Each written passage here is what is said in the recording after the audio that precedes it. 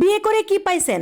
প্রথমত একটা বউ পাইছেন, দ্বিতীয়ত সারাদিনে ফোন দিয়ে তো কেউ আগে খবর নিত না। এখন হুটহাট ফোন দিয়ে একজন বলে, এই কোথায় তুমি, জলদি বাসায় আসো, তখন আপনার নিজেকে গুরুত্বপূর্ণ ব্যক্তি মনে হয়। তৃতীয়ত পাইছেন একজন রাঁধুনি, আপনার পছন্দের খাবারগুলো আপনার বউ মন মতো করে রান্না করে, মন্দ বলার কোনো সুযোগ নাই, তা না হলে খুন্তির মিষ্টি মিষ্টি বাড়ি খাবেন। তারপর পাইছেন বউ নামের একটা ওয়াশিং মেশিন, আপনার কাপড়গুলোও সে পরিষ্কার করে, আর আপনার উপর যদি কোনো রাগ অভিমান থাকে তাহলে আপনাকে মারবেও না, আপনাকে কষ্টও দিবে না।